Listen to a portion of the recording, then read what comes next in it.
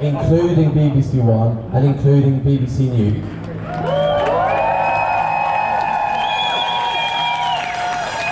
Hello and welcome to Woke News. I'm here today in London following the Extinction Rebellion sit-in at the BBC. I'm going to be following Extinction Rebellion all over London today, covering the protests which are happening over the next 2 weeks.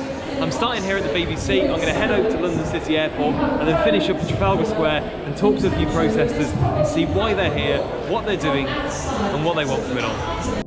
It was incredible to see how Extinction Rebellion had quite literally taken over the front of the BBC. These guys had climbed on the roof, people were waving flags all around, police were stood everywhere, and they were even reading poems from the parents of the people who were at the protest.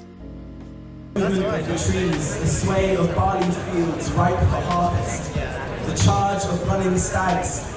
For these children who have these lives that are moving from one place to another. Their demand was simple.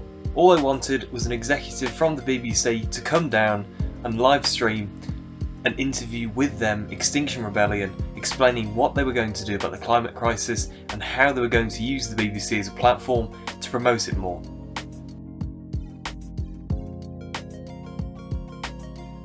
So Extinction Rebellion have actually said they're not going to move until the BBC come out and talk to them about how they broadcast climate change and what they're going to do to make a difference to that in the future. It's an interesting demand and I hope it happens because it'd be really interesting to watch. Sadly, it's too noisy there to interview anyone, so we're going to head over to London City Airport and see what's going on there. The previous day, Extinction Rebellion had been outside London City Airport and a few people were actually in the airport stopping flights from taking off. One man even decided to climb on top of a plane to stop it taking off from the runway. The day we went down, however, we couldn't even get close to the airport.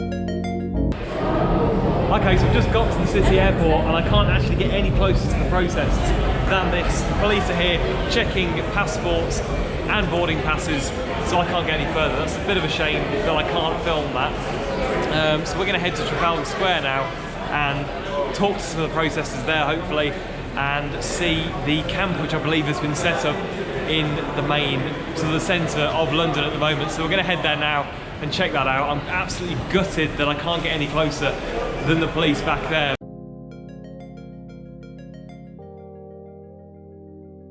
One thing that was clear during our time in London was how prepared the police were for these protests and how actively they were working to stop and minimise any damage from them. Okay, so it's been a bit of a long trip. We're coming down to Trafalgar Square now. This is where their main base has been for the past few days and will continue to be over the next sort of following week coming. So I'm going to head down there now and hopefully we'll be able to actually interview some of the protesters that are here. It is worth noting actually the amount of police presence that is here at the moment. They've had to bring in forces from all over the UK to handle the protests which are going on at the moment, which is leaving certain forces short in certain areas. So it's a bit of a downside to this environmental protest.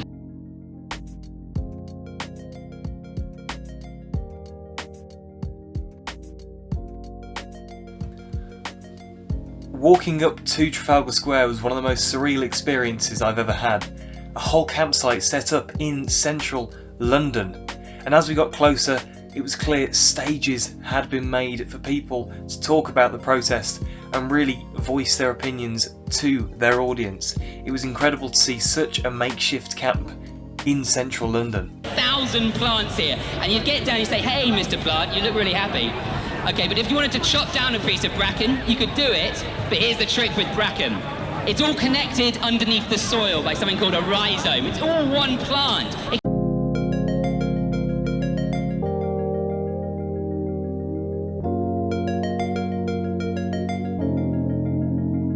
So we're actually in Trafalgar Square now, and this is part of the camp that's been set up here in the middle of Trafalgar Square, which is insane because this is central London.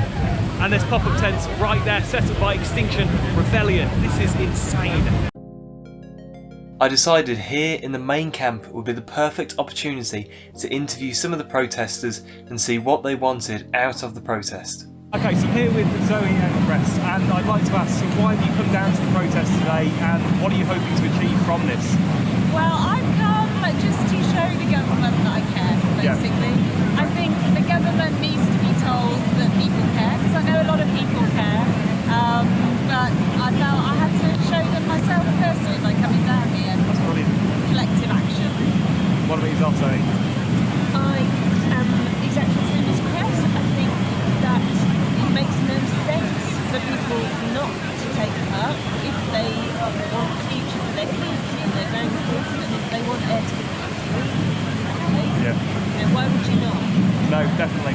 I've noticed actually coming down to the protest that I'd say the age of people here is actually older than I expected potentially. Have you noticed that yourselves? I came up a couple of weeks ago and it was all school kids. Yes, it is, yeah, exactly. That's what I've seen online as well, is all school kids. I've come here today and it's definitely, definitely an older generation. And I think it's also very important that this doesn't get kind of classified as a white middle class thing. Yeah. Because that is nonsense. Yeah, You know, well, it's open to everyone, isn't it? Any general population around the world. Climate change affects all of us. Yeah. Everyone needs to be getting out on top of this, It's definitely. an easy and a lazy stereotype, and it just makes absolutely no sense. We all live here. Yes, definitely. We all live here and it's we need to take action on it. I support Extinction Rebellion's three main demands. Yeah. First of all, that we speak the truth.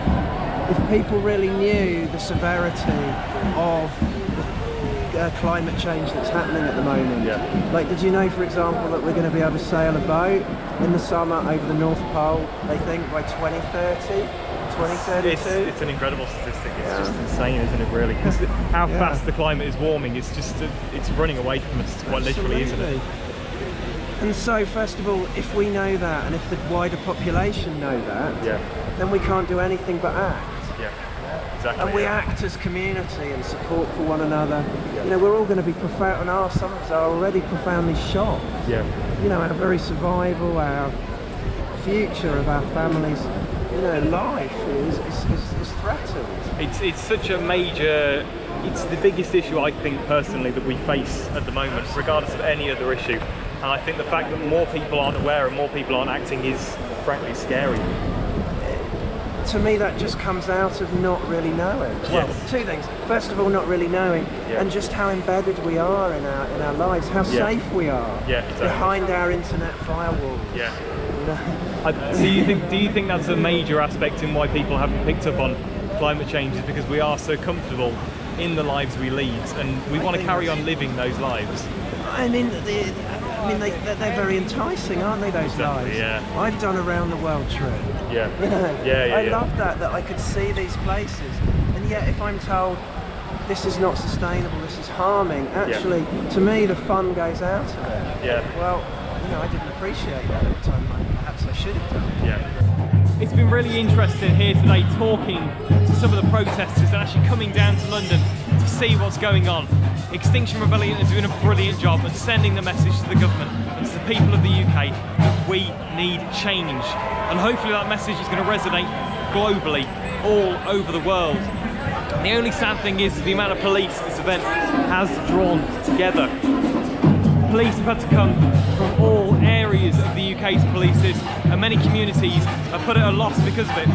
It's just such a shame that we have to choose between policing and the state of our climate. Hopefully, going forward, the government will take action, and within a few years, we'll start to see changes. This has been Woke News, and I'll see you next time.